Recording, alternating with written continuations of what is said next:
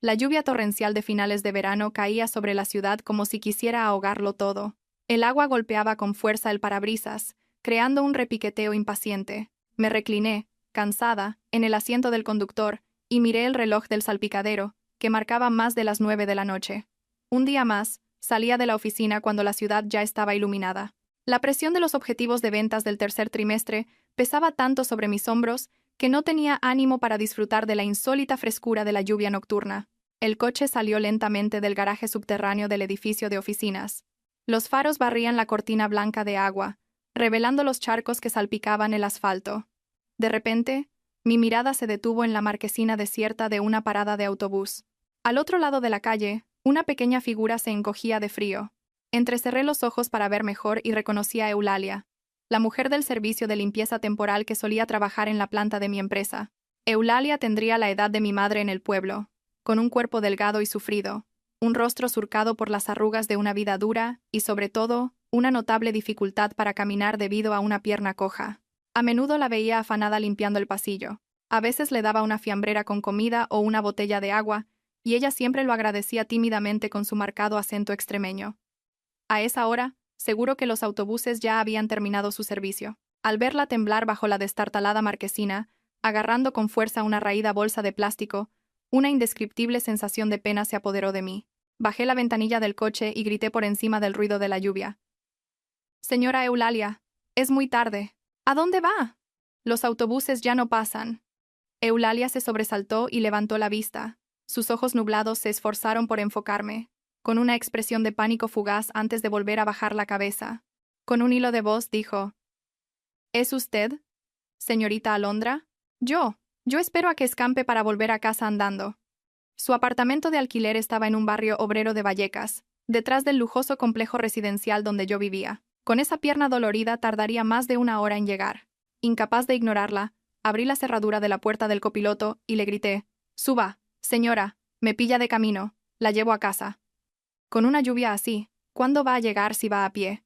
Eulalia dudó un largo rato, mirando su vieja ropa de trabajo, y luego el lujoso interior del coche, con una expresión llena de reparo. Tuve que insistir una vez más. Solo entonces se acercó con cautela, arrastrando con dificultad su pierna dolorida para subir al coche. Se sentó pegada a la ventanilla, como si temiera ensuciar el asiento. Durante todo el trayecto, el silencio en el coche fue casi asfixiante, roto únicamente por el monótono compás de los limpiaparabrisas. Intenté iniciar una conversación para que se sintiera más cómoda. Con la pierna así, ¿por qué no descansa unos días? En la empresa no la obligarían a esforzarse tanto.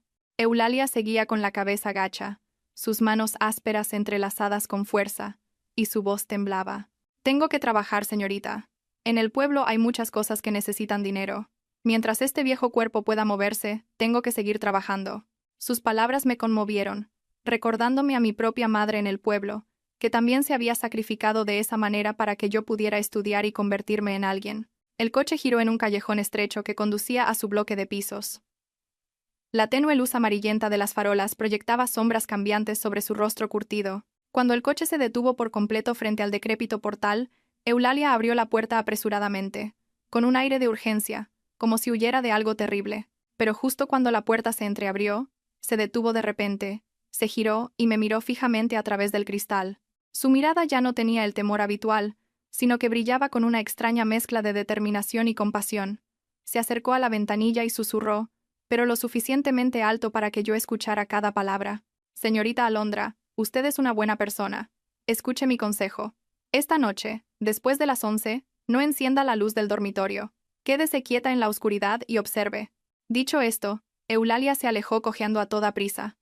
Su encorvada figura desapareció rápidamente tras la densa cortina de lluvia, dejándome paralizada en el coche, sumida en una profunda confusión. ¿Qué significaba esa advertencia? ¿Por qué después de las 11? ¿Y por qué a mí? Un escalofrío me recorrió la espalda, no por el aire acondicionado del coche, sino por una vaga e incipiente inquietud. Pisé el acelerador y conduje hacia el garaje de mi edificio, pero las palabras de aquella mujer coja resonaban en mi mente como una maldición. Al entrar en mi espacioso y acogedor apartamento, encontré a Damián, mi marido, sentado en el sofá viendo las noticias financieras. Al verme llegar, se levantó de un salto para recibirme. Su sonrisa era tan cálida como siempre. Damián me quitó el bolso de la mano. con su voz grave y llena de preocupación. ¿Por qué has vuelto tan tarde hoy, cariño? ¿Te has mojado con la lluvia? Te he preparado agua caliente para que metas los pies. Al ver sus gestos afectuosos, mi corazón se ablandó un poco, y me recriminé por ser tan paranoica por el comentario casual de una empleada de la limpieza. Damián era el marido ideal con el que muchas mujeres soñaban, apuesto, con una carrera sólida y sobre todo siempre atento y cariñoso con su esposa. Llevábamos 3 años casados y, aunque aún no teníamos hijos, nuestra vida matrimonial siempre había sido tranquila y feliz. Me cambié de ropa, comí rápidamente la sopa caliente que había preparado y me fui a la cama, pero las palabras de Eulalia seguían resonando en mis oídos como una aguja clavándose en mi cerebro. El reloj de la pared avanzaba inexorablemente hacia las 11. Apagué la luz del dormitorio, me di la vuelta, de espaldas a Damián, y fingí una respiración regular, como si estuviera profundamente dormida. La habitación se sumió en una oscuridad densa, solo rota por la luz de la calle que se filtraba por las rendijas de las cortinas, creando tenues franjas de luz en el parqué. Unos 10 minutos después, oí un leve crujido a mi lado. Damián se incorporó y me observó en silencio durante un buen rato. Luego, con sumo cuidado, apartó la manta y se levantó de la cama. No fue al baño, como yo pensaba, sino que se dirigió directamente al armario, cogió una chaqueta fina y salió sigilosamente de la habitación. Mi corazón latía con fuerza en mi pecho, impulsado por una mezcla de curiosidad y miedo. Tenía que descubrir la verdad. Esperé unos minutos más. Luego salí silenciosamente de la cama. Me puse una bata y caminé descalza para no hacer ruido. Al llegar al salón, vi que la puerta principal estaba entornada. El indicador del ascensor mostraba que bajaba hacia el segundo sótano. En lugar de coger el ascensor, decidí bajar por las escaleras de emergencia. El frío del hormigón en mis pies descalzos me mantuvo más despierta que nunca. Al llegar al garaje, me escondí detrás de una gran columna de hormigón, conteniendo la respiración mientras observaba el coche familiar, aparcado en un rincón apartado, justo en un punto ciego para las cámaras de seguridad. Bajo la tenue luz amarillenta del garaje, vi a Damián de pie, y lo que me dejó absolutamente atónita fue que la persona que estaba frente a él era Eulalia, la sufrida mujer de la limpieza a la que acababa de llevar a casa. Pero la Eulalia de ahora era completamente diferente. Estaba erguida, con un aire desafiante y ágil. Aquella lastimosa cojera parecía haber desaparecido sin dejar rastro. Me tapé la boca para reprimir un grito de sorpresa, y aguzé el oído para escuchar su conversación. Damián la miraba con fastidio, hablando en un tono cortante. «Mamá, ¿por qué me mandas un mensaje a estas horas? Ya te dije que estamos en una fase delicada. Que limitáramos los encuentros. ¿Y si Alondra sospecha algo?» La palabra mamá, salida de la boca de mi marido, fue como un martillazo en mi cabeza, haciendo que todo a mi alrededor se tambaleara. Eulalia frunció los labios. Su voz era mordaz, muy diferente de su habitual timidez. «Vaya, si no te mando un mensaje, ¿ibas a ignorarme? ¿Qué pasa con lo de las tierras del pueblo? La familia está que trina». Damián suspiró, sacó una carpeta rosa del bolsillo de su chaqueta y se la metió bruscamente en la mano. «Aquí está, la escritura de la propiedad a tu nombre. Cógelo y disfruta de tu jubilación». Eulalia cogió la escritura y la examinó con avidez, sus ojos brillando con codicia. Sonrió con sorna. «Así me gusta, mi niño bueno. Pero tienes que darte prisa. Estoy harta de este teatro de limpiar y fingir que estoy tullida». Damián miró a su alrededor y bajó la voz, con un tono calculador. «Mamá, aguanta el papel unos meses más. Espera a que la tonta de Alondra se vaya. En cuanto termine los trámites de la herencia, toda esta casa y su empresa serán nuestras». Me quedé paralizada detrás de la columna, temblando de pies a cabeza. Cada una de sus palabras era como un cuchillo afilado que desgarraba mi corazón. El hombre con el que compartía mi vida, el que me susurraba palabras de amor cada día, resultaba ser un demonio disfrazado de ángel, conspirando con su propia madre para quitarme la vida y apoderarse de mis bienes. La carpeta roja en las manos de ella era tan roja como la sangre, el precio que pagaban por su falsa comedia de piedad. Y la víctima de esa obra cruel no era otra que yo. Damián se dio la vuelta y caminó hacia el ascensor, con un aire despreocupado, como si acabara de saldar una deuda de gratitud y no de sobornar a su madre para comprar la vida de su esposa. Sabía que no podía esperar ni un segundo más. Si me encontraba allí, todo se descubriría y no tendría escapatoria. Corrí desesperadamente por las escaleras de emergencia. Los fríos y ásperos escalones de hormigón me herían las plantas de los pies, pero ese dolor físico no era nada comparado con la herida que sangraba en mi corazón. Al llegar a la puerta del apartamento, intenté calmar mi respiración agitada Me arreglé el pelo revuelto y entré sigilosamente. Me metí en la cama y me tapé la cabeza con la manta, fingiendo dormir. A los pocos minutos, oí el sonido de la cerradura y los pasos familiares de Damián. No entró directamente en el dormitorio, sino que fue a la cocina. El tintineo de los platos resonaba en la noche silenciosa, agudo y estridente. Un momento después, la puerta del dormitorio se abrió y se encendió la tenue luz de la mesilla de noche. Damián me sacudió suavemente el hombro. Su voz era tan dulce que me dio náuseas. Cariño, despierta y tómate la medicina. Ya he preparado la infusión. Fingí estar somnolienta, entrecerrando los ojos para mirar el tazón de líquido oscuro y humeante que sostenía. El fuerte olor a hierbas medicinales me revolvió el estómago, no de hambre, sino de pura repugnancia. Damián soplaba con ternura cada cucharada, sonriendo. Tuve que pedírsela a un curandero de las montañas. Este hombre tiene muy buena mano. Bébetela para reponer fuerzas.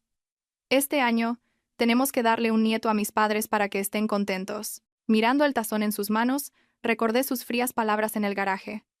Espera a que la tonta de Alondra se vaya. Resultaba que todo su cuidado y atención, esas infusiones que me preparaba cada noche, no eran más que herramientas para llevar a cabo su siniestro plan. Contuve las náuseas, cogí el tazón con manos temblorosas y fingí un puchero. Está muy amargo. ¿Puedo no beberlo? ¿O lo bebo mañana? Damián frunció el ceño. Su expresión mostró una leve contrariedad, pero mantuvo su tono persuasivo. Venga, cariño, lo que amarga, cura. Bébetela caliente para que haga efecto. Te he preparado unos caramelos de jengibre. Su falsa paciencia solo confirmaba la peligrosidad de esa bebida. Respiré hondo. Levanté el tazón. Pero luego, fingiendo un malestar estomacal, hice una mueca y lo dejé sobre el tocador. Tengo que ir al baño. Creo que cené demasiadas cosas frías. Déjalo ahí. Ahora mismo salgo y me lo tomo. Sin esperar a que Damián reaccionara, cogí el tazón y corrí al baño, cerrando la puerta con pestillo. En ese espacio reducido, vertí temblando la mayor parte del líquido en el inodoro y tiré de la cadena. El sonido del agua arrastrando aquel líquido negruzco fue como ver arrastrada la última pizca de confianza que tenía en mi marido. Sin embargo, con rapidez mental, guardé un poco de la infusión en un frasco vacío de una crema facial que aún no había tirado y lo escondí en el fondo de la papelera, bajo unos algodones desmaquillantes. Me lavé la cara con agua fría para recuperar la compostura. Al ver mi rostro pálido en el espejo, me dije a mí misma que tenía que actuar de forma convincente. Al salir con el tazón vacío, vi que Damián lo miraba y sonreía satisfecho. Se acercó y me dio un suave beso en la frente. Muy bien, mi amor.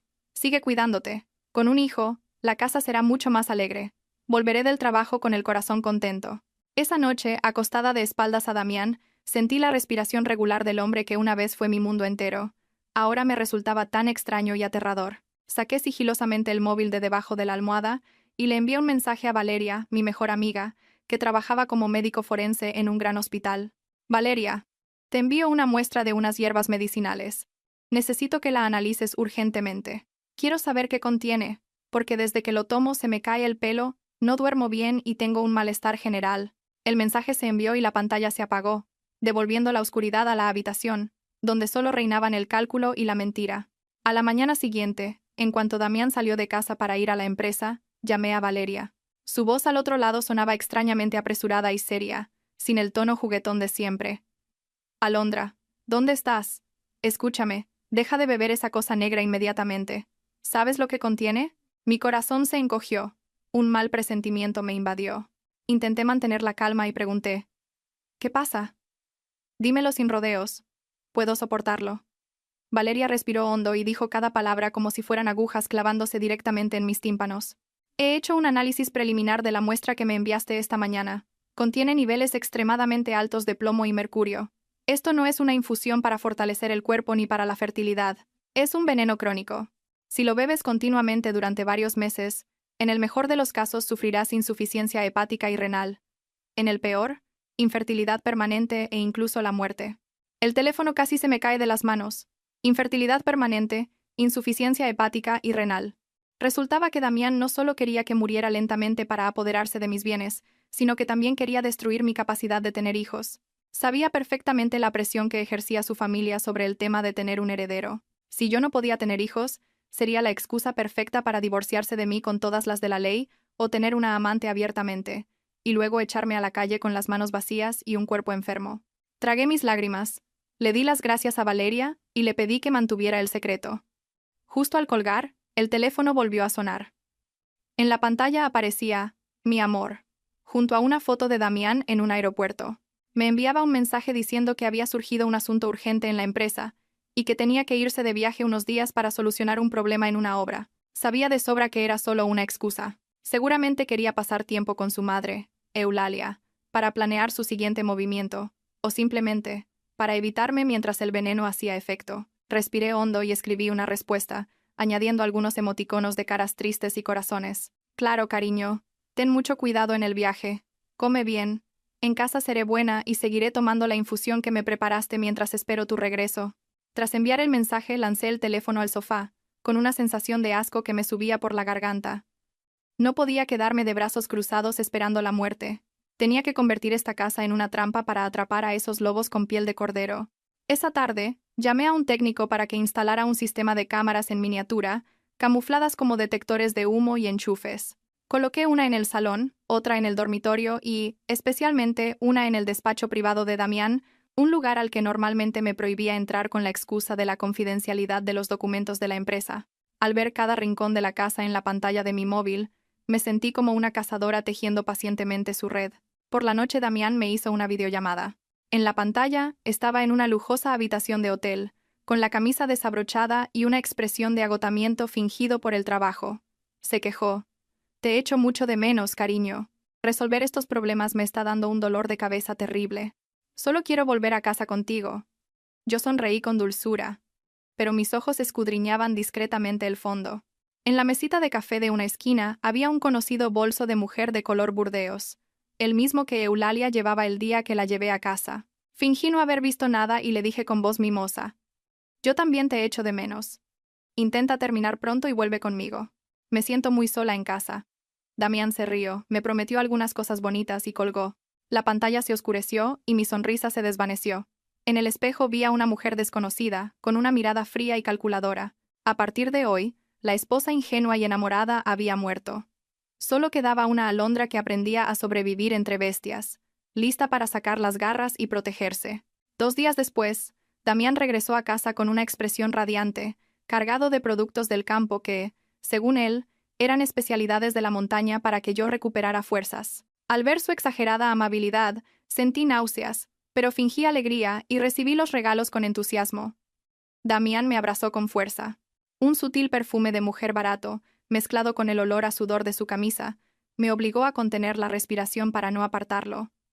Dijo: voy a darme una ducha. Estoy hecho un asco. Echa un vistazo a la fruta. Es toda de primera. Esperé a que el sonido del agua en el baño comenzara a fluir y corrí al despacho de Damián. Normalmente, guardaba su portátil como si fuera oro, llevándoselo a todas partes o encerrándolo bajo llave. Pero hoy, quizás por exceso de confianza o por creer en su coartada perfecta, lo había dejado sobre el escritorio, con la pantalla aún encendida en modo de espera. Contuve la respiración y puse las manos en el teclado. La contraseña... Seguía usando mi fecha de cumpleaños como contraseña para todo, como una muestra de su amor fiel e inquebrantable. Introduje la conocida secuencia de números. La pantalla parpadeó y se abrió el escritorio. Una amarga ironía me invadió. Usaba mi cumpleaños para proteger los sucios secretos con los que pretendía hacerme daño. No tenía mucho tiempo.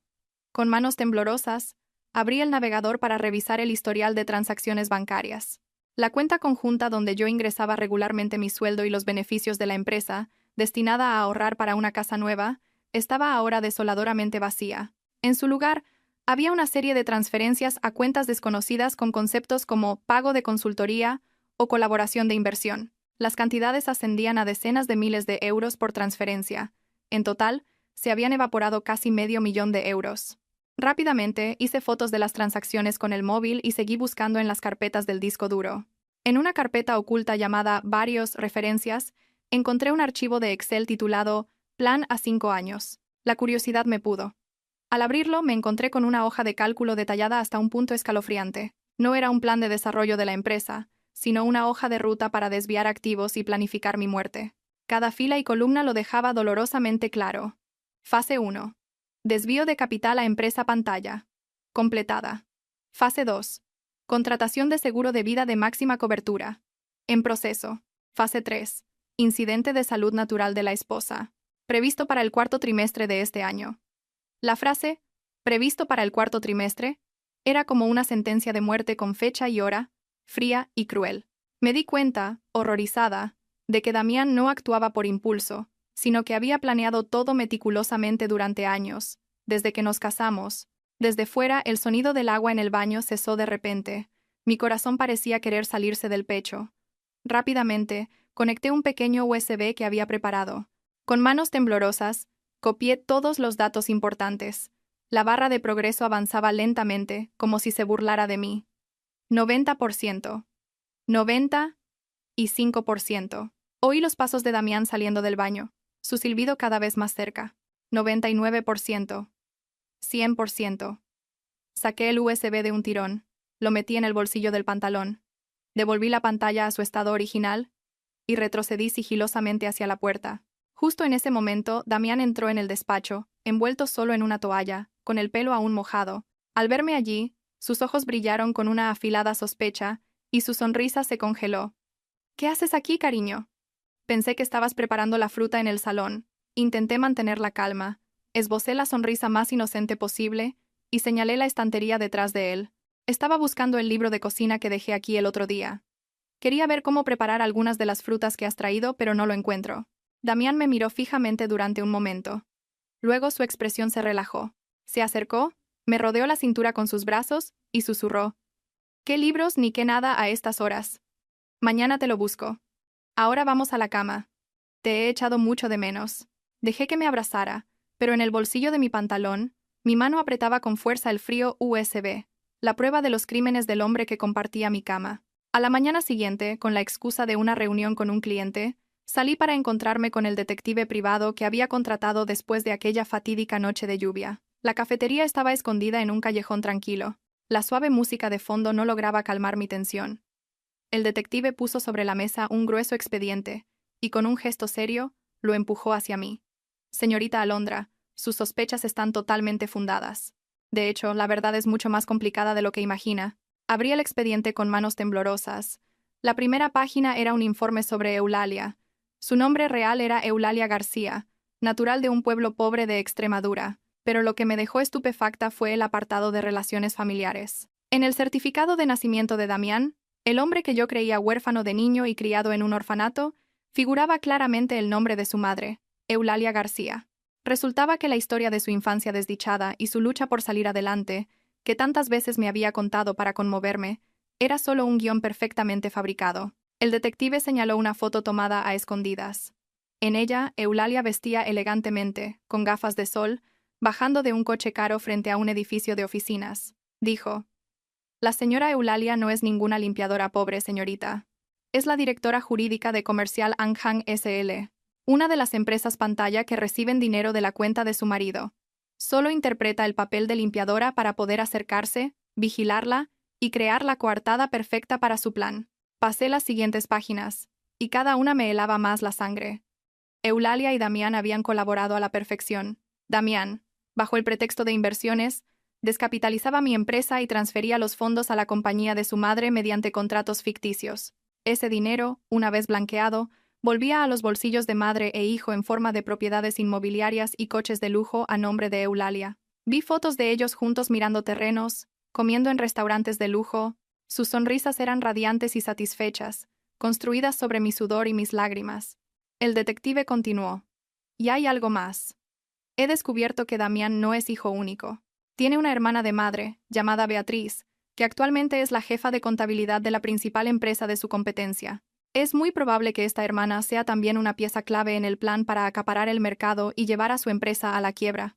Recordé todas las veces que mi empresa había perdido contratos en el último momento, las misteriosas filtraciones de datos financieros. Todo había sido cosa de familia. Cerré el expediente sintiendo como si me hubieran dado una bofetada. Había vivido rodeada de una manada de lobos durante 3 años, creyendo ser una princesa en un castillo feliz. Damián, Eulalia y esa hermana que nunca había conocido formaban una familia unida, tejiendo una trampa para cazar una presa valiosa. Yo.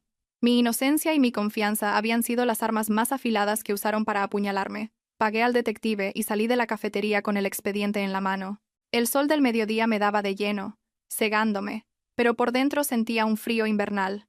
Pensé en mis padres en el pueblo.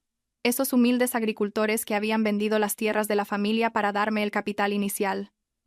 Siempre habían estado tan orgullosos de su yerno huérfano y emprendedor. Si supieran la verdad, se morirían de pena. Apreté los puños, las uñas clavándose en mi piel. No dejaría que se salieran con la suya. Querían convertirme en su marioneta, pues yo me convertiría en la titiritera. Querían mi patrimonio. Haría que lo devolvieran todo, céntimo a céntimo, y que pagaran con su propia libertad. Saqué el móvil y llamé a un viejo amigo que trabajaba en la agencia tributaria. Mi voz sonaba firme. Hola, Mateo. Tengo unos documentos muy interesantes sobre evasión de impuestos y blanqueo de capitales de unas cuantas empresas fantasma. ¿Te interesaría echarles un vistazo? Esa noche, la cena transcurrió en una atmósfera asfixiante, a pesar de que la mesa estaba llena de platos caros que Damián había encargado de un restaurante. Me sirvió un trozo de salmón. Sus ojos brillaban con una falsa ternura, pero en el fondo se adivinaba una impaciencia mal disimulada. Después de recoger, Damián me llevó al salón y colocó solemnemente sobre la mesa una gruesa carpeta de cuero azul oscuro con el logo de una prestigiosa compañía de seguros. Me cogió la mano. Su voz sonaba grave y persuasiva.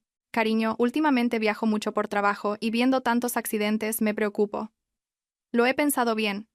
Deberíamos contratar un seguro de vida, como una inversión para el futuro. Si pasara algo, al menos el que se queda estaría cubierto. Sus palabras sonaban responsables, las de un verdadero pilar de la familia.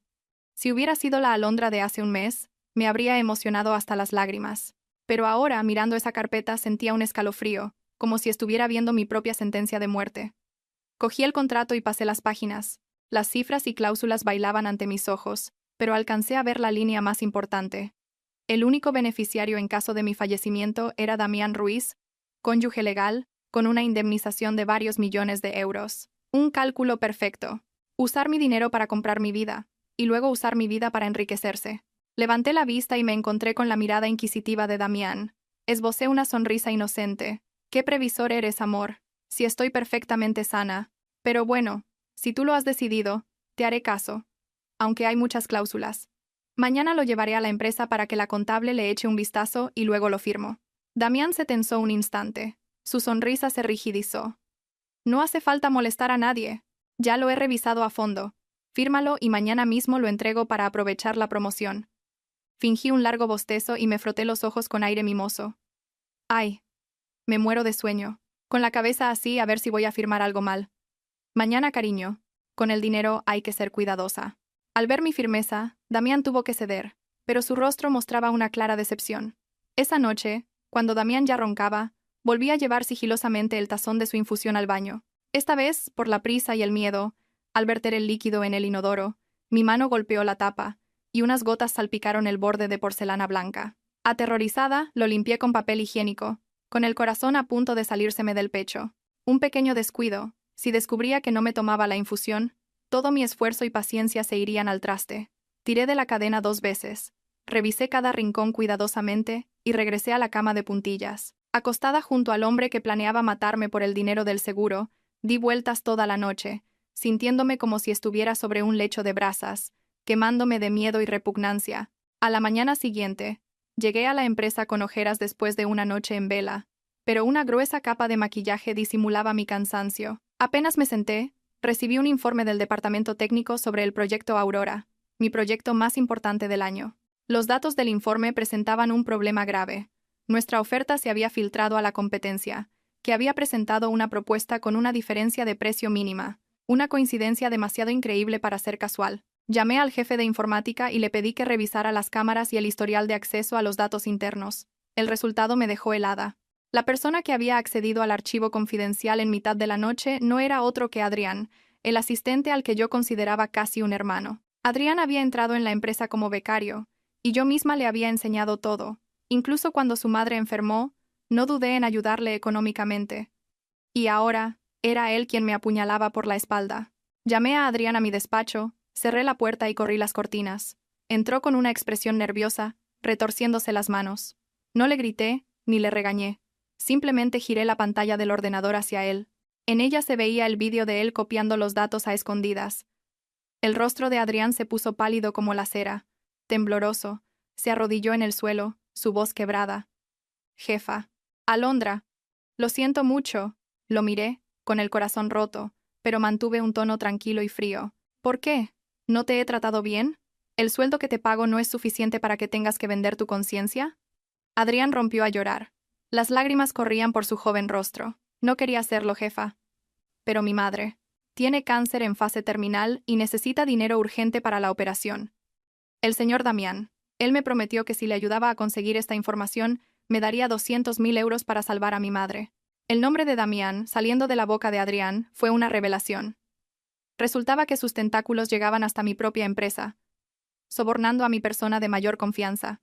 No solo quería matarme en casa, sino que también quería destruir mi medio de vida, la carrera que tanto me había costado construir. Mirando a Adrián, que se golpeaba la cabeza contra el suelo arrepentido, sentí una mezcla de ira y compasión. Era solo un peón lamentable en el tablero de ajedrez de la ambición de mi marido. Me levanté y me acerqué a la ventana. Mirando el ajetreo de la gente en la calle, reflexioné sobre la crueldad del dinero. Damián había explotado la devoción filial de un joven para convertirlo en un traidor, pero se equivocaba. Pensaba que el dinero podía comprarlo todo. Yo usaría el corazón de la gente para derrotarlo. Me volví y miré a Adrián a los ojos. Mi voz se volvió firme. Levántate. Llorar no soluciona nada. Ahora, ¿quieres salvar a tu madre y enmendar tu error? ¿O quieres ir a la cárcel por espionaje industrial? Adrián se levantó torpemente. Sus ojos enrojecidos me miraban con miedo, pero también con un atisbo de esperanza. Saqué del cajón un dossier que me había enviado el detective y lo arrojé sobre la mesa frente a él. Eran pruebas de la verdadera situación financiera de Damián, ahogado en deudas de juego, préstamos de usureros con intereses desorbitados y, lo más importante, completamente arruinado. Dije con frialdad, míralo bien. El hombre que te prometió 200.000 euros está más endeudado que nadie. ¿De dónde va a sacar el dinero? Solo te está engañando. Te usará y luego te dejará tirado para que afrontes las consecuencias legales, mientras tu madre sigue sin dinero para su tratamiento. Adrián cogió los papeles, sus manos temblaban, su rostro pasó del miedo al asombro, y luego a una ira incontenible. Apretó los dientes y arrugó los papeles en su mano. Maldito sea, me juró que tenía el dinero preparado, que en cuanto le enviara los datos me haría la transferencia. Resulta que me ha engañado. Se ha atrevido a jugar con la vida de mi madre. La indignación de un hijo acorralado transformó a Adrián. Supe que era el momento perfecto para darle la vuelta a la situación, para convertir a Adrián de traidor en mi arma más afilada. Le serví un vaso de agua. Mi voz se suavizó. Te adelantaré todo el dinero para la operación de tu madre. Considéralo un préstamo que me devolverás trabajando. Pero a cambio, tienes que hacerme un favor. Adrián levantó la cabeza de golpe, sus ojos llenos de gratitud y determinación. Jefa, usted ha salvado a mi madre. Mi vida es suya. Haré lo que me pida, incluso matar a ese cabrón. Negué con la cabeza. No necesito que hagas nada ilegal. Quiero que sigas trabajando para él. Adrián me miró confundido. Sonreí con misterio. Sigue fingiendo que has conseguido la información, mantén el contacto con él como si nada. Pero a partir de ahora, toda la información que le envíes tendrá que pasar por mi revisión y edición. Quería usar a Adrián para filtrar información falsa, para atraer a Damián y a quienes estuvieran detrás de él a la trampa que les estaba preparando. Adrián asintió repetidamente, comprendiendo. Entendido. Seré un agente doble. No se preocupe. Actuaré de forma convincente. No sospechará nada. Unas horas después de que Adrián se fuera, me envió una grabación de la llamada que acababa de tener con Damián. En la grabación, la voz de Damián sonaba extremadamente ansiosa. Instaba a Adrián a enviar los datos y mencionó un nombre que me sobresaltó. Don Ignacio, dijo. Date prisa. Don Ignacio está esperando noticias. Si esto sale bien, no te dejará tirado. El dinero es lo de menos. El nombre de Ignacio me sonaba familiar. Busqué en mi memoria y me di cuenta, horrorizada, de que se trataba de don Ignacio Morales, un importante accionista de la empresa, a quien yo siempre me había dirigido con respeto. Don Ignacio era conocido por ser un hombre serio y de pocas palabras, que siempre me apoyaba en las reuniones del consejo, interpretando el papel de una figura paterna amable, pero ahora, a través de las palabras de Damián, se revelaba como el cerebro detrás de todo. Le pedí al detective que investigara más a fondo la relación entre Damián y don Ignacio. El resultado me heló la sangre. Resultaba que eran parientes lejanos del pueblo. Y lo que era aún más aterrador, don Ignacio estaba directamente relacionado con la muerte de mis padres. Hace 20 años, mis padres tuvieron problemas económicos, y los acreedores los presionaron hasta el punto de que tuvieron que venderlo todo y tomar una decisión desesperada. y el acreedor cruel de entonces, según los archivos, se llamaba Ignacio Morales. Me quedé sentada en mi despacho, aturdida. Los dolorosos recuerdos de la infancia volvieron como una avalancha. La imagen de mis padres trabajando sin descanso, las noches en vela preocupados por las deudas, y luego, el fatídico día en que me dejaron sola en el mundo. Siempre había pensado que fue mala suerte, un negocio fallido, pero resultaba que todo había sido una conspiración sangrienta para apoderarse de sus bienes. Don Ignacio había llevado a mis padres a la muerte para quedarse con su fábrica, y ahora usaba a su sobrino nieto, Damián, para devorar la empresa que yo había construido sobre las cenizas. El odio estalló en mi interior como un fuego voraz, consumiendo el último resquicio de humanidad que me quedaba. Esto ya no era solo una lucha por proteger mi patrimonio o mi matrimonio. Era una venganza familiar, una deuda de sangre que debía pagarse con sangre. Él había fingido ser una buena persona durante todos estos años, viéndome crecer, viéndome luchar. Seguro que se regodeaba al ver a la hija de su enemigo confiar tanto en él. Me sequé las lágrimas. Mi mirada se volvió más fría y decidida que nunca. Don Ignacio, Damián y toda esa familia de traidores. No dejaría que ninguno de ellos descansara en paz. Cogí el teléfono y llamé a mi abogado personal. Mi voz sonaba extrañamente tranquila. Prepara los expedientes, por favor. Quiero revisar todo el proceso de transferencia de acciones de don Ignacio hasta la fecha y también el caso de la muerte de mis padres de hace 20 años. Esa mañana, el cielo estaba plomizo, con nubes oscuras que presagiaban una gran tormenta, al igual que mi corazón embravecido.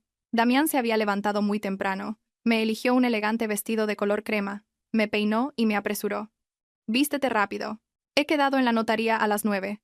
Si llegamos tarde, nos pondrán pegas. Ver su nerviosismo me provocó una mezcla de risa y amargura. El hombre con el que compartía mi vida estaba ansioso por tasar mi vida en cifras sin alma sobre un papel de seguros. Subí al coche con desgana, maquillándome deliberadamente para parecer pálida y débil. Durante el trayecto, Damián no dejaba de cogerme la mano. Su mano estaba fría y sudorosa, y de vez en cuando apretaba con tanta fuerza que me dolía. Hablaba sin parar de un futuro maravilloso, de una casa nueva, de viajes por Europa, pero nunca mencionó quién disfrutaría de todo eso cuando yo ya no estuviera. Miré en silencio por la ventanilla. La ciudad bullía de gente, cada uno con sus propias preocupaciones. ¿Quién podría imaginar que dentro de este coche de lujo se estaba representando una cruel obra sobre la naturaleza humana? Al llegar a la notaría, Damián me acercó una silla, colocó el grueso expediente sobre la mesa y miró al notario con avidez, como si quisiera que se diera prisa. «Rápido». La empleada me miró con compasión, me tendió un bolígrafo y señaló dónde firmar. «Señora Alondra, lea atentamente las cláusulas y firme aquí, aquí y aquí». Cogí el bolígrafo. Mi mano temblaba fingiendo debilidad. La punta tocó el papel, pero no logré trazar una línea. Damián, a mi lado, respiraba agitadamente sobre mi nuca, susurrando con urgencia. «Firma, cariño. Firma rápido. Y nos vamos a casa a descansar». «Estás cansada, ¿verdad?».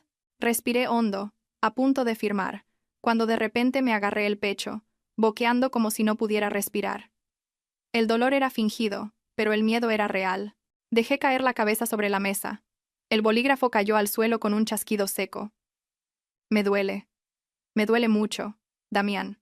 El corazón, musité, poniendo los ojos en blanco antes de desplomarme en la silla. Damián se quedó pálido, aterrorizado. Me sacudió con fuerza. «Alondra, Alondra, ¿qué te pasa? No me asustes». La oficina se sumió en el caos. Alguien llamó a una ambulancia, otro fue a por agua. En medio de la confusión observé de reojo la expresión de Damián. Estaba realmente asustado, no por perder a su esposa, sino por miedo a que muriera antes de firmar la transferencia de bienes y el contrato de seguro. La ambulancia llegó rápidamente. Me llevaron directamente al hospital donde trabajaba Valeria, tal y como habíamos planeado. En urgencias, Valeria y su equipo actuaron a la perfección. El pitido de las máquinas y las órdenes médicas resonaban, mientras Damián, al otro lado del cristal, caminaba de un lado a otro como un animal enjaulado. Un rato después, Valeria salió con expresión seria, se quitó la mascarilla y negó con la cabeza. «Señor Damián, tiene que prepararse. La situación de Alondra es mucho peor de lo que esperábamos». Damián se abalanzó sobre ella, agarrándola del brazo. Su voz temblaba. «¿Qué le pasa a mi mujer, doctora? Estaba perfectamente bien». Valeria suspiró y le mostró unos resultados de análisis falsificados con gran detalle. Sufre una insuficiencia cardíaca de grado 3, además de signos de fallo hepático y renal severo debido a una intoxicación crónica acumulada. Necesita ser hospitalizada de inmediato para un tratamiento intensivo, pero el pronóstico es muy reservado. Debería avisar a la familia y prepararse para lo peor. Al oír la palabra intoxicación, un extraño brillo apareció en los ojos de Damián, una mezcla de miedo a ser descubierto y de satisfacción porque el veneno había funcionado. Bajó la cabeza para ocultar una sonrisa torcida. Su voz fingía dolor. ¿Cómo ha podido pasar? Cariño, amor mío. ¿Cómo puedes dejarme así? Yo, tumbada en la cama, escuchaba sus falsos lamentos y sentía náuseas. Su actuación era magistral, pero lamentablemente para él, la única espectadora ya conocía el guión completo. La habitación VIP del hospital, blanca y con un fuerte olor a desinfectante, estaba tan silenciosa que se podía oír el goteo del suero. Damián se había ido a casa a por mis cosas, aunque en realidad era para informar de la situación a su madre y a don Ignacio. Sola en la cama, saqué el móvil, entré en Facebook y empecé a escribir un estado. Lo configuré para que solo pudieran verlo Damián, su familia y algunos amigos comunes cercanos, asegurándome de que la información llegara a los oídos adecuados. La vida es tan impredecible. Tumbada en la cama de un hospital me doy cuenta de que el dinero y el prestigio no son más que vanidad. Los médicos dicen que el pronóstico es malo. No sé cuánto tiempo me queda. Si algo me pasara, deseo donar todo mi patrimonio, mis acciones y mis ahorros a una fundación benéfica para niños huérfanos. Al menos, dejaré un poco de bien en este mundo, con la esperanza de tener una vida en paz en la próxima. Junto al texto, una foto de mi mano con la vía intravenosa, pálida y delgada sobre la sábana blanca. Menos de 30 minutos después, la puerta de la habitación se abrió de golpe. Damián entró como un torbellino, sudando y sin aliento, como si hubiera corrido un maratón. Me miró fijamente, sus ojos inyectados en sangre, sin rastro de su falsa ternura. Me mostró el teléfono. Su voz era un gruñido. ¿Estás loca? ¿Qué demonios has escrito en Internet? ¿Donar? ¿Ese dinero es el sudor y las lágrimas de años? ¿Cómo se te ocurre dárselo a extraños? Lo miré, parpadeando con inocencia. Mi voz era un débil susurro. ¿Qué te pasa? Me siento muy débil. Creo que no voy a superarlo. No tenemos hijos, y tus padres tienen su pensión. ¿Para qué quiero el dinero si me muero? Lo dejo para la sociedad, para que te traiga buena suerte. Quizás así, si te vuelves a casar, tengas pronto un hijo. Al oír esto, la cara de Damián se puso roja de ira. Estaba furioso, pero intentó contenerse para no gritarme. Se dejó caer en una silla, y me cogió la mano. Su tono era suplicante, pero sonaba forzado. No digas tonterías, cariño. Te vas a poner bien. Tenemos todo el futuro por delante. Y si pasara algo, el patrimonio debe quedar en la familia. Soy tu marido. Te he cuidado durante años. ¿Por qué no piensas en mí? Si se lo das todo a extraños, ¿quién cuidará de mí si enfermo? Retiré mi mano y me di la vuelta, fingiendo sollozar. Estás sano y eres capaz. No te costará ganar dinero. Ya lo he decidido.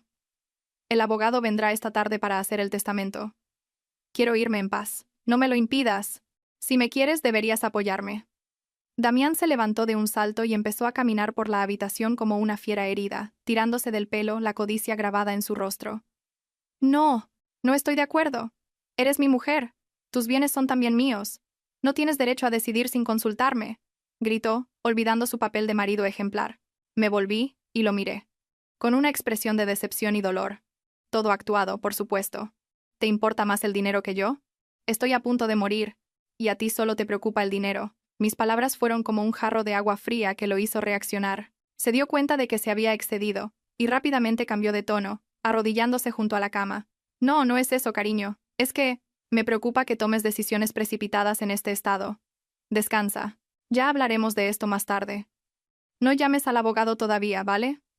Dicho esto, salió corriendo seguramente a llamar a su equipo de asesores.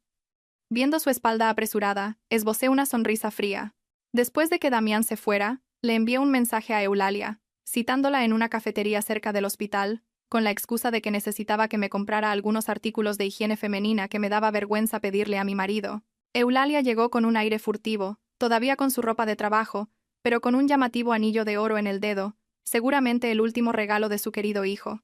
Al verme pálida, sonrió falsamente. Señorita Alondra, ¿qué hace aquí tan enferma? Si necesita algo solo tiene que pedírmelo. La invité a sentarse, pedí un zumo de naranja, y la miré a los ojos con tristeza.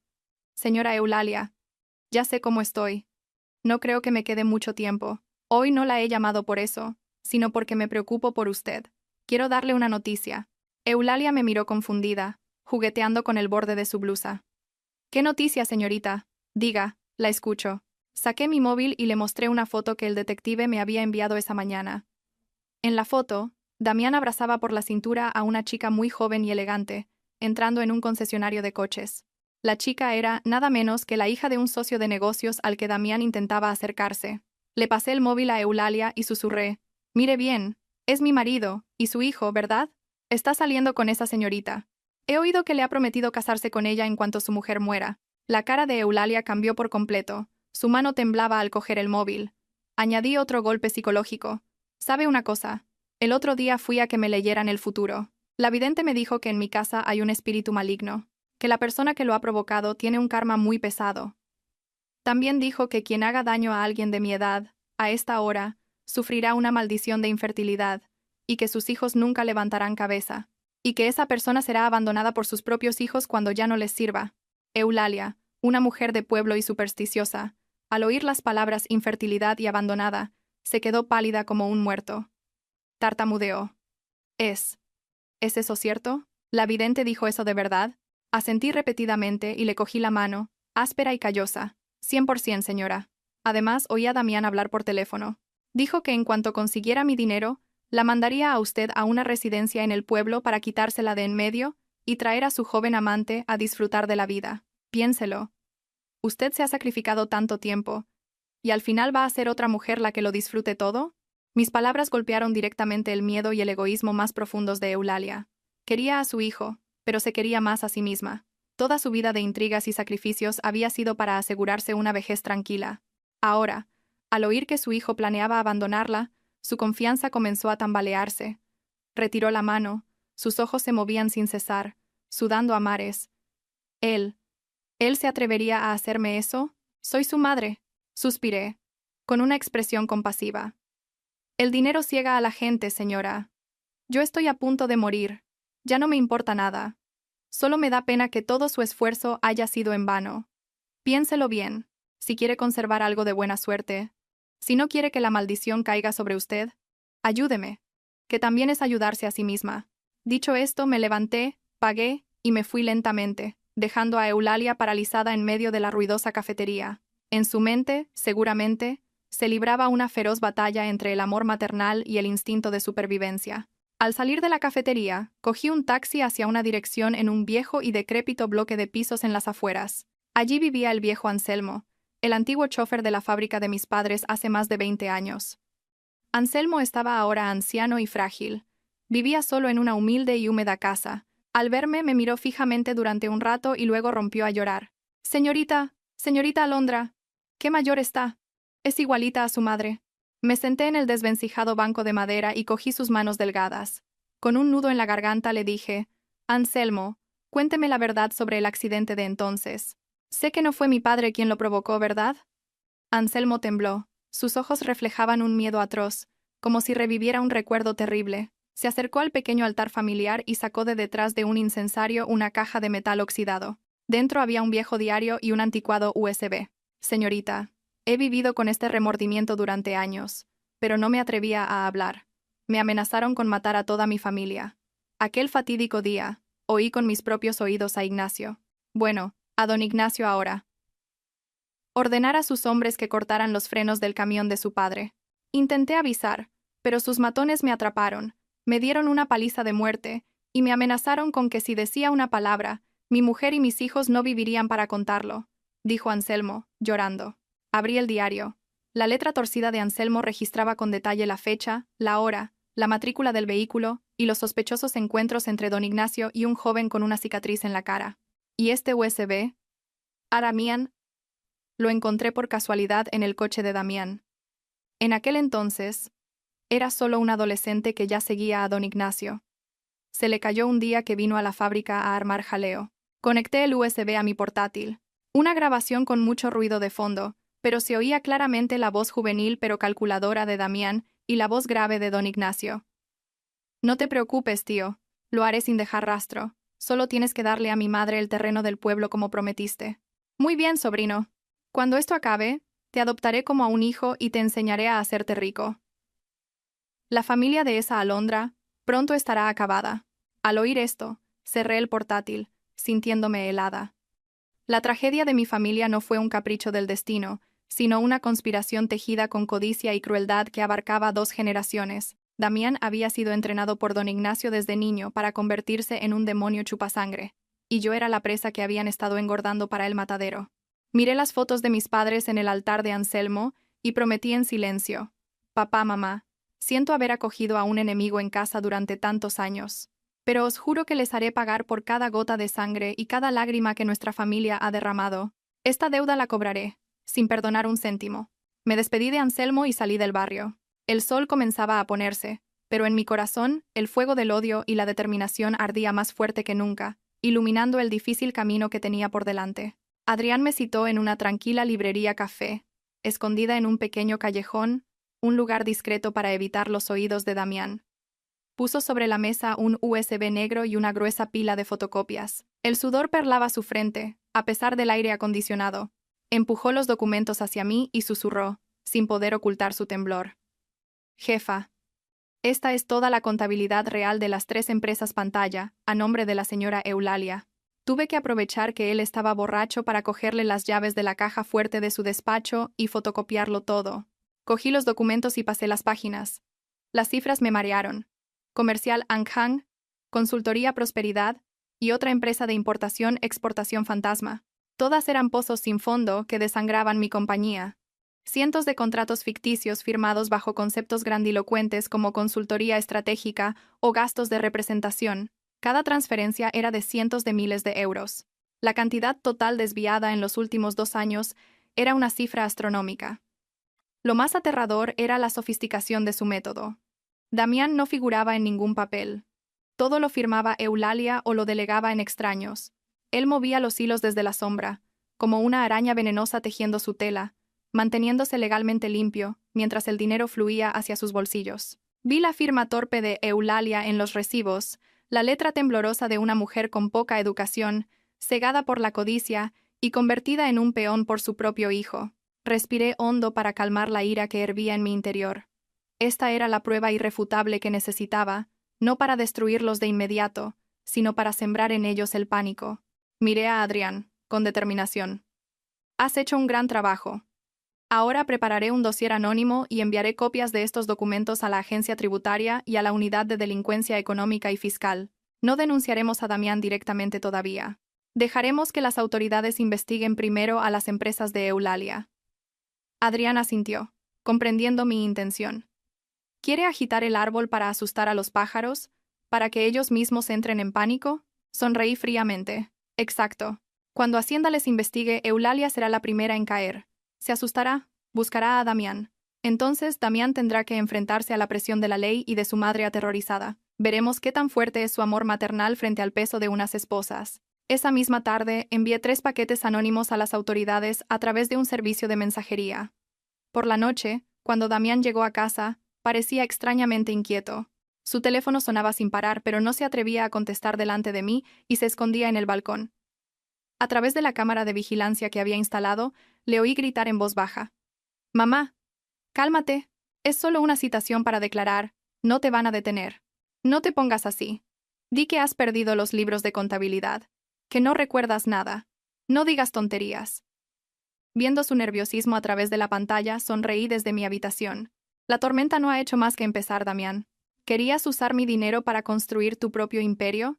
Pues yo usaré ese mismo dinero sucio para enterrarte. A la mañana siguiente era la reunión mensual del Consejo de Administración. Según el guión de mi grave enfermedad, Damián esperaba que yo faltara o que, de asistir, fuera solo un fantasma. Había preparado un discurso grandilocuente para dirigir la reunión en mi lugar e incluso planeaba proponer una reestructuración financiera que, en realidad, era para legalizar más transferencias de capital a sus empresas pantalla. Me levanté temprano y me maquillé cuidadosamente para ocultar la palidez que había estado fingiendo. Me puse mi traje negro más imponente. Cuando entré en la sala de reuniones, se hizo un silencio sepulcral. Damián, que estaba en el estrado, se quedó con la boca abierta de asombro. Don Ignacio, sentado en el lugar de honor, entrecerró los ojos con recelo. Sonreí levemente, pero mi mirada afilada recorrió cada rostro.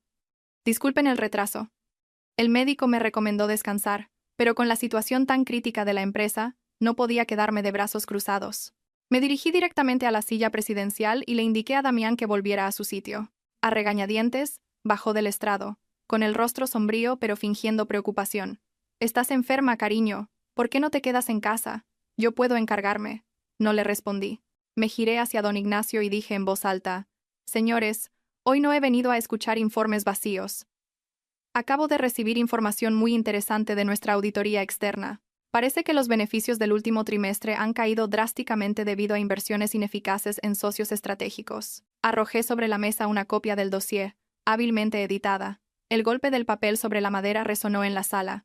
Comercial Anghang, Consultoría Prosperidad. Nombres muy sonoros que, en realidad, nos están haciendo perder millones. Quiero preguntar al subdirector Damián, y también a usted, don Ignacio, que aprobó estas colaboraciones. ¿Cómo explican estas pérdidas? La tensión en la sala era palpable. Los otros accionistas empezaron a murmurar, cogiendo los documentos y mostrando su indignación.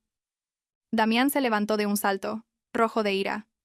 «Es una estrategia a largo plazo. Las pérdidas a corto plazo son normales», lo interrumpí. «¿Pérdidas a corto plazo o desfalco? La agencia tributaria ya ha empezado a investigar estas empresas. Si descubren nuestra conexión, ¿qué pasará con nuestra reputación?» Al oír la mención de Hacienda, don Ignacio palideció. Era un zorro viejo, y sabía la gravedad del asunto. Inmediatamente, se volvió hacia Damián. Su mirada pasó de la afabilidad a una fría crueldad. «Señor Damián, confía en usted para esta área de inversión. ¿Cómo ha permitido que ocurra esto? Yo solo aprobé basándome en sus informes de viabilidad. No imaginé que actuaría con tanta negligencia».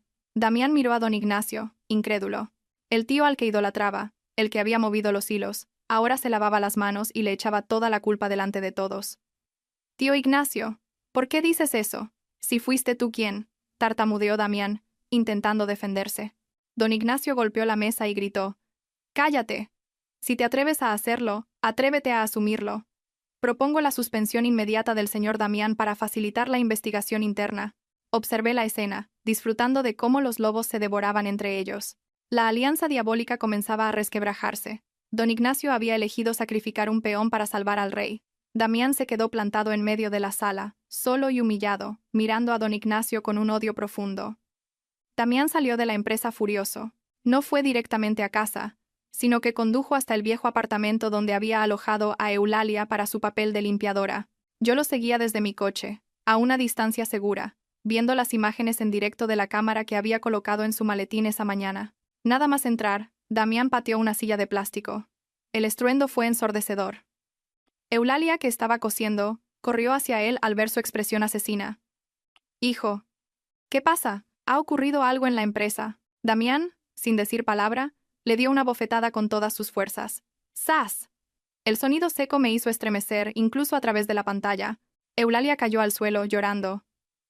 ¿Por qué me pegas?» Damián la señaló, gritando como una bestia. «Por tu culpa. Todo por tu culpa. ¿Cómo has podido ser tan torpe y dejar que se filtren los libros? Ahora Hacienda nos investiga, y el viejo de Ignacio me ha echado toda la culpa. ¿Sabes que estoy a punto de perderlo todo?» Eulalia temblaba, las lágrimas corrían por su rostro.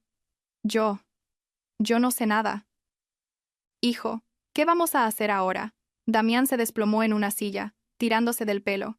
Luego, levantó la vista y miró a su madre con una frialdad cruel. «Solo queda una cosa. Si te llama la policía, tienes que declararte culpable de todo. Di que lo hiciste tú sola, que sacaste el dinero sin mi conocimiento. Eres vieja. Unos años en la cárcel no te harán daño. Yo tengo todo un futuro por delante. No puedo ir a la cárcel». Eulalia se quedó paralizada, mirando al hijo por el que había sacrificado su vida. Tartamudeó. ¿Me pides que vaya a la cárcel por ti? Estoy vieja y enferma. ¿Cómo voy a sobrevivir ahí dentro?» Damián soltó una risa torcida y espantosa. «Si no vas tú, ¿quién va a ir? ¿Yo? Si voy a la cárcel, ¿quién te va a mantener? Sacrifícate un poco por tu hijo. ¿Qué más da? Y recuerda, no menciones mi nombre ni el de don Ignacio. Si no, no me culpes por ser un mal hijo». Dicho esto, se levantó y se fue, sin molestarse en ayudar a su madre, que seguía en el suelo. Eulalia lo vio irse. Sus sollozos ahogados sonaban como el lamento de un animal herido. Apagué la pantalla y guardé el valioso vídeo. Ya no sentía compasión por ella, pero la crueldad de Damián me aterrorizaba. El dinero y la codicia lo habían convertido en un monstruo, capaz de pisotear incluso el amor maternal. Envié el vídeo al número secreto de Eulalia con un breve mensaje. Mire bien. Este es el hijo devoto por el que estaba dispuesta a sacrificarlo todo. ¿Va a ir a la cárcel para que él se case con otra y disfrute de la vida a costa de su sufrimiento? Sabía que este sería el golpe de gracia. La fe ciega de Eulalia había sido destrozada por su propio hijo. Ahora, ya no era una madre abnegada, sino una persona acorralada. Y la reacción de una madre traicionada sería terrible. A la mañana siguiente, recibí una llamada de un número desconocido. Era la voz temblorosa y ronca de Eulalia. «Señorita Alondra, quiero verla. Tengo algo que darle». La cité en un pequeño templo en las afueras, un lugar tranquilo y apartado, perfecto para confesiones tardías. Cuando llegué, Eulalia ya estaba sentada en un banco de piedra, con un aspecto desolado. Una de sus mejillas todavía estaba hinchada y amoratada por la bofetada. No se atrevía a mirarme a los ojos. Sacó de su bolsa un pequeño paquete de papel y una vieja llave. «Señorita Alondra, este es el paquete de veneno que Damián me dio para cocinarle. No lo usé todo. Guardé un poco porque tenía miedo de pasarme con la dosis y que muriera al instante», sollozó. «Y esta es la llave del armario de mi apartamento, donde guarda los sellos falsos y los libros de contabilidad con el reparto del dinero con don Ignacio». Cogí el paquete, sintiendo un peso en el corazón. Era la prueba clave para acusarlo de intento de asesinato. Miré a Eulalia y le dije en voz baja: «¿Por qué me lo da? ¿No teme que su hijo vaya a la cárcel?» Eulalia levantó la vista, sus ojos llenos de un dolor y una desesperación infinitos. «Él ya no me considera su madre. Me pegó, me pidió que fuera a la cárcel por él. Tenía usted razón, he sacrificado mi vida por él para que me trate como a un perro». Me cogió la mano, que estaba helada. «Señorita Alondra, sé que he hecho mal. He sido cruel y codiciosa. Pero no quiero morir en la cárcel por un crimen que no cometí para salvar a un hijo desagradecido. Testificaré. Lo contaré todo a la policía. Solo le pido que interceda por mí, que me consigan una sentencia reducida. Solo quiero volver a mi pueblo y vivir lo que me queda de vida». Miré a la mujer que tenía delante, digna de lástima y de desprecio. Era culpable, pero también víctima de su propia educación errónea y de una codicia sin límites. Asentí y le apreté la mano. «De acuerdo. Prometo pedir clemencia para usted si confiesa con sinceridad. Pero tiene que escucharme. Hasta que la policía intervenga, actúe como si no hubiera pasado nada. Siga interpretando el papel de la madre obediente que asume la culpa, para que no sospechen y no se deshagan de las pruebas». Eulalia se secó las lágrimas y asintió repetidamente. «La escucharé. Haré lo que me diga. Ahora solo confío en usted». El encuentro terminó con el sonido de las campanas del templo, pero mi corazón aún no estaba en paz. Salí del templo bajo el sol de la mañana. Sabía que la mayor tormenta aún estaba por llegar. Con la ayuda de Eulalia, tenía en mis manos el haz de la victoria para darle la vuelta a esta partida mortal. «Damián, Ignacio, esperad. Vuestro fin está muy cerca». El rumor de que yo guardaba una copia de seguridad de todos los datos y los libros de contabilidad en una caja fuerte secreta en mi chalet de las afueras llegó a oídos de Damián. Adrián había cumplido su misión de agente doble a la perfección. Le susurró a Damián, con expresión grave, que yo planeaba entregar esa caja fuerte a la policía en 2 días. Para unos hombres al borde del abismo como Damián y don Ignacio, esa noticia era como el último salvavidas en medio de una inundación. Esa noche, una tormenta repentina descargó sobre la ciudad. Relámpagos rasgaban el cielo negro. Yo estaba sentada en un coche de policía camuflado, aparcado a cierta distancia de la verja del chalet, sumida en la oscuridad y un silencio asfixiante. A mi lado, varios agentes de policía observaban atentamente los monitores de vigilancia. La tensión era máxima. Poco después de la 1 de la madrugada, una furgoneta negra se acercó sigilosamente con los faros apagados. 3 figuras bajaron del vehículo. Con la visión infrarroja de la cámara, reconocí la figura encorvada de don Ignacio, la prisa de Damián y los pasos vacilantes de Eulalia, a quien Damián arrastraba detrás. La había obligado a ir, quizás para vigilar, o peor aún, para culparla del robo si los descubrían. Ver a esa anciana arrastrada por su propio hijo bajo la lluvia me provocó una mezcla de amargura e indignación. Forzaron la puerta trasera y entraron en el despacho donde estaba la caja fuerte. Yo había desactivado la alarma sonora, pero aún enviaba una señal silenciosa a la central, para que creyeran que su intrusión había sido un éxito. En la pantalla, Damián iluminaba con una linterna mientras intentaba forzar la caja fuerte con un taladro y una palanca. Don Ignacio, a su lado, no dejaba de mirar el reloj y apremiarlo. «Date prisa. ¿Qué haces que tardas tanto?» «Va a amanecer», siseó. Damián sudaba a mares. «Lo intento. Esta caja fuerte es importada. Tiene una cerradura de alta seguridad. Eulalia se acurrucaba en un rincón, aterrorizada. Después de casi media hora, un chasquido seco resonó. La pesada puerta de la caja fuerte se abrió. Damián y don Ignacio se abalanzaron como polillas a la luz, metiendo las manos para coger las supuestas pruebas. Pero en ese instante, se quedaron petrificados. La caja estaba vacía. No había libros, ni USB. Solo una hoja de papel en blanco que yo había dejado en el centro, con una frase escrita en tinta roja. Bienvenidos al infierno. Cuando Damián cogió el papel, su rostro palideció. Don Ignacio se lo arrancó de las manos, lo arrugó y gritó: «Es una trampa. Corred». Pero era demasiado tarde.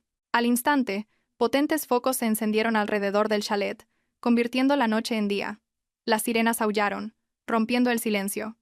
«¡Policía! Todos quietos, suelten las armas y levanten las manos», resonó una voz por un megáfono. Don Ignacio, como un viejo zorro, intentó escapar por una ventana, abandonando a sus cómplices. Pero Damián, en su desesperación, no se rindió. Sacó una navaja que llevaba escondida y se abalanzó hacia un rincón de la habitación. Contuve la respiración. No corrió hacia la policía, sino hacia su propia madre. Agarró a Eulalia por el pelo, le echó la cabeza hacia atrás y le puso la navaja en el cuello. «¡Atrás! ¡Todos atrás o la mato! ¡No iré a la cárcel!», gritaba, con el rostro descompuesto. Eulalia se quedó inmóvil, mirando a su amado hijo con los ojos desorbitados. No luchó, no gritó. «Hijo, ¿qué haces? Soy yo, tu madre», susurró, su voz rota por la lluvia. Pero Damián había perdido toda humanidad. Apretó la navaja, haciendo un pequeño corte del que empezó a brotar sangre. «Madre, por tu culpa estamos en esto. Tú me pariste, así que tú tienes que salvarme». Sus palabras eran veneno. Abrí la puerta del coche para salir, pero un agente me detuvo. En ese momento de máxima tensión, un disparo de advertencia resonó. Aprovechando la distracción de Damián, los agentes de operaciones especiales se abalanzaron sobre él, lo derribaron y le quitaron la navaja. Inmovilizado en el suelo, Damián no dejaba de maldecir. Eulalia se desplomó, agarrándose el cuello, pero sus ojos seguían fijos en su hijo mientras se lo llevaban esposado. No lloraba. Parecía que sus lágrimas se habían secado para siempre. La sala de interrogatorios era un espacio frío y gris. Yo observaba desde una habitación contigua a través de un espejo unidireccional. Damián estaba sentado, encogido, con el pelo revuelto y la ropa sucia. Enfrente, un experimentado inspector lo miraba con una mirada penetrante. En la sala de al lado, don Ignacio también estaba siendo interrogado. A diferencia de Damián, mantenía una actitud arrogante, negándolo todo. «Yo no sé nada. El señor Damián actuó por su cuenta. Yo soy la víctima». El inspector de la sala de Damián le puso la grabación de la declaración de don Ignacio. Al oír cómo su tío le echaba toda la culpa, llamándolo desagradecido y ladrón, Damián estalló. «Viejo cabrón. Se atreve a lavarse las manos. Fue él quien lo planeó todo. Él me enseñó a desfalcar la empresa, a crear las sociedades fantasma». La ira rompió el último vestigio de cordura de Damián. Empezó a confesarlo todo, desde la evasión de impuestos dirigida por Ignacio hasta el plan para apoderarse del patrimonio de mi familia.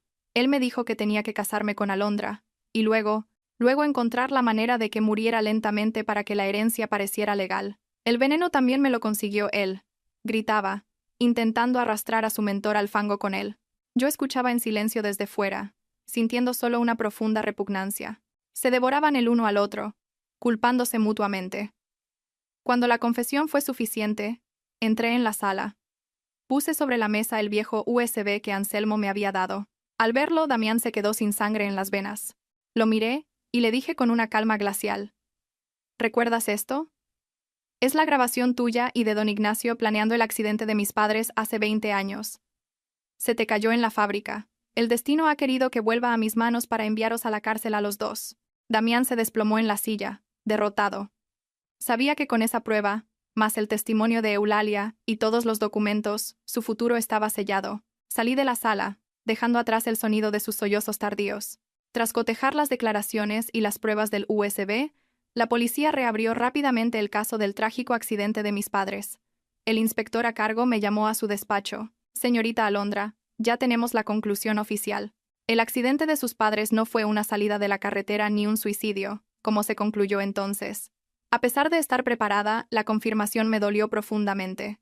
El inspector continuó: «El autor intelectual fue Ignacio Morales. Contrató a alguien para que cortara los frenos del camión de su padre. Su intención era causar un accidente para que sus padres resultaran heridos, y así obligarlos a venderle la fábrica a bajo precio para saldar deudas. Pero el terreno montañoso y la lluvia de aquel día hicieron que el camión se precipitara por un barranco. Sus padres lucharon hasta el final para controlar el vehículo. Nunca quisieron abandonarla. Rompí a llorar, un llanto contenido durante 20 años. Siempre había vivido con el estigma de ser abandonada, con los rumores de que mis padres se habían suicidado por las deudas. Pero no era verdad. Fueron víctimas de una codicia asesina. El inspector me entregó una vieja foto encontrada en la cartera de don Ignacio. Era él, sonriendo triunfante junto al camión siniestrado. La guardaba como un trofeo. Apreté la foto, sintiendo que la mancha sobre el honor de mis padres por fin se había limpiado, aunque el precio fuera demasiado alto. Fui directamente al cementerio. De rodillas ante sus tumbas, coloqué un ramo de crisantemos blancos y la notificación de la reapertura del caso. Papá, mamá, perdonadme por haber permitido que vuestro nombre estuviera manchado durante tantos años. Ahora podéis descansar en paz. Los que os hicieron daño pagarán por ello. El viento soplaba suavemente, como un susurro de consuelo. Me quedé allí mucho tiempo, contándoles todo. Sabía que el camino por delante sería solitario, pero la verdad me daría fuerzas para seguir.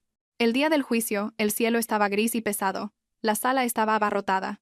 En el banquillo de los acusados, Damián y don Ignacio esperaban. Damián, demacrado y hundido. Ignacio, aunque canoso, aún con un aire desafiante. Cuando nuestras miradas se cruzaron, en sus ojos solo vi odio. El juicio comenzó. El fiscal leyó los cargos: malversación, fraude fiscal, estafa y, el más grave, conspiración para cometer asesinato, encubierto como un accidente de tráfico hace 20 años. Damián, cobarde como siempre, se derrumbó y confesó, culpando a su tío de haberlo manipulado. Pero Ignacio lo negó todo con vehemencia. Soy inocente, es una conspiración para destruirme. Justo cuando parecía que sus artimañas legales podían funcionar, la puerta se abrió. Un testigo clave entró en la sala, Eulalia. Temblorosa, sin atreverse a mirar a nadie, pasó junto a su hijo, una mirada de dolor infinito en sus ojos. Se paró ante el estrado y, con voz temblorosa pero firme, declaró: «Juro decir la verdad. Fue don Ignacio quien le dio el veneno a mi hijo». Sacó un viejo teléfono móvil y reprodujo una grabación que había hecho en secreto, de una discusión entre Damián e Ignacio. La voz de Ignacio resonó, cruel y clara. «Dile a ese inútil que lo haga bien. Si Alondra no muere pronto, acabaréis todos en la calle. Ya le di el veneno, que lo mezcle con la comida y punto». Al oír su propia voz, Ignacio se desplomó, derrotado. El martillo del juez resonó, dictando sentencia. Ignacio Morales, autor intelectual del asesinato de mis padres y del intento de asesinato contra mí, fue condenado a prisión permanente revisable por asesinato y cadena perpetua por malversación, resultando en la máxima pena posible. Al oír la sentencia, gritó y se desmayó.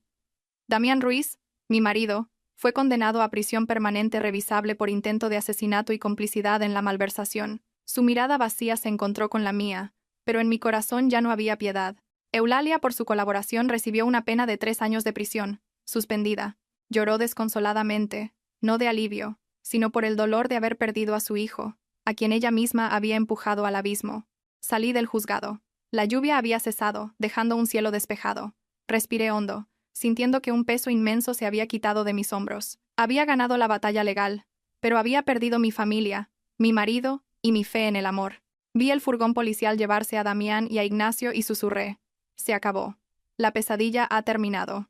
Una semana después fui a visitar a Damián a la cárcel por última vez.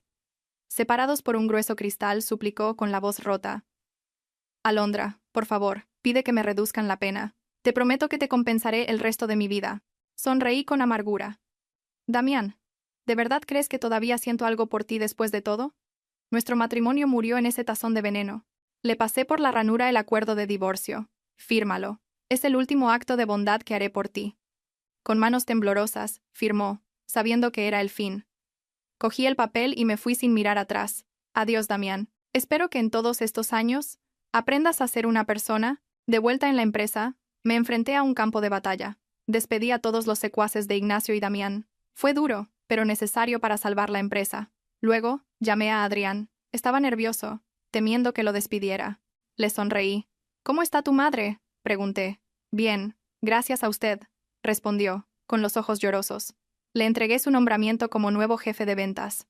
Se quedó atónito. Jefa, pero... Yo la traicioné. Todos cometemos errores, dije. Lo importante es aprender de ellos. Me has ayudado a destapar la verdad. Pero no te confundas. La confianza rota es difícil de reparar. Tendrás que demostrarme con tu trabajo y lealtad que no me he equivocado. Se inclinó profundamente. Se lo juro, jefa. No la volveré a defraudar. Sentada en mi despacho, me sentí extrañamente sola. Había ganado, pero el precio del poder era la soledad. Una tarde de otoño, mi viejo abogado de familia me citó. Sacó una caja lacada que mi madre le había confiado antes de morir. Me dijo: tu madre me pidió que te la diera solo cuando cumplieras 30 años. O si te enfrentabas a una gran crisis en tu vida y te sentías completamente sola. Abrí la caja. Dentro había una libreta de ahorros, títulos de propiedad y una carta escrita a mano por mi madre. Las lágrimas brotaron al reconocer su letra. Hija mía, comenzaba la carta, cuando leas esto, es posible que ya no estemos a tu lado. Sé que la vida es dura, y la gente, a veces, cruel. Siempre temí que tu bondad fuera explotada, especialmente por gente como tu tío Ignacio. Resulta que mi madre siempre lo supo. Con su intuición, había presentido la maldad de Ignacio y, en secreto, había creado un fondo fiduciario para mí, completamente separado de la empresa. Este dinero es para que puedas empezar de nuevo si alguna vez pierdes lo que tu padre construyó. Recuerda, el dinero se puede recuperar, pero tú eres lo más valioso. Vive fuerte y orgullosa, como un girasol. Abracé la carta llorando como una niña. En mi momento más oscuro, el amor de mis padres me había protegido desde el más allá. El abogado me explicó que el fondo, con los intereses acumulados durante 20 años, era una suma considerable. Era mío, intocable. Ese dinero me dio la fuerza para no solo sobrevivir, sino para reconstruir. Un mediodía, esperando en un semáforo, vi una figura familiar rebuscando en la basura. Era Eulalia. Vestida con harapos, recogía botellas de plástico para sobrevivir. Tras su sentencia suspendida, la vergüenza le había impedido volver a su pueblo. El semáforo se puso en verde, pero aparqué el coche y me acerqué a ella. Al reconocerme, intentó huir, avergonzada. Señora Eulalia, no tiene por qué esconderse, dije con calma. Se detuvo, temblando. Se arrodilló, suplicando perdón.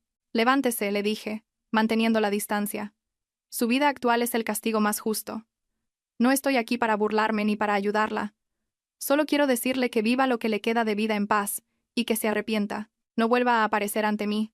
El mayor perdón que puedo darle es el olvido. A partir de hoy somos extrañas. Fui al hospital para mi revisión. Valeria me recibió con una sonrisa. Buenas noticias. Los niveles de metales pesados en tu sangre han vuelto a la normalidad. Tu cuerpo se está curando. Respiré aliviada, pero añadió, con cautela, el daño en tu sistema reproductivo es real. Será difícil que puedas ser madre de forma natural. Acaricié mi vientre, sintiendo una punzada de tristeza, pero no desesperación.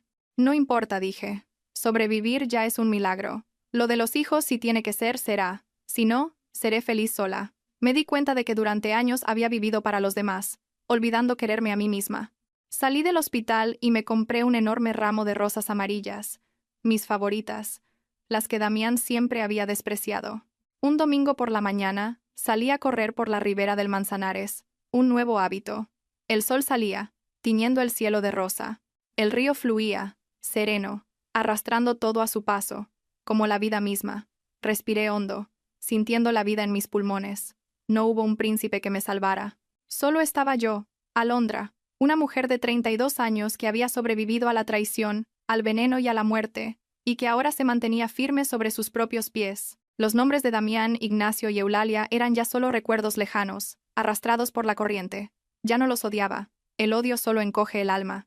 Prefería dejar espacio para nuevos proyectos, como expandir la empresa al sector de la agricultura ecológica, el sueño inacabado de mis padres. Un barco pasó.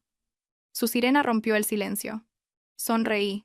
El amanecer había llegado, brillante y cálido, iluminando el renacimiento de una mujer que había atravesado la tormenta.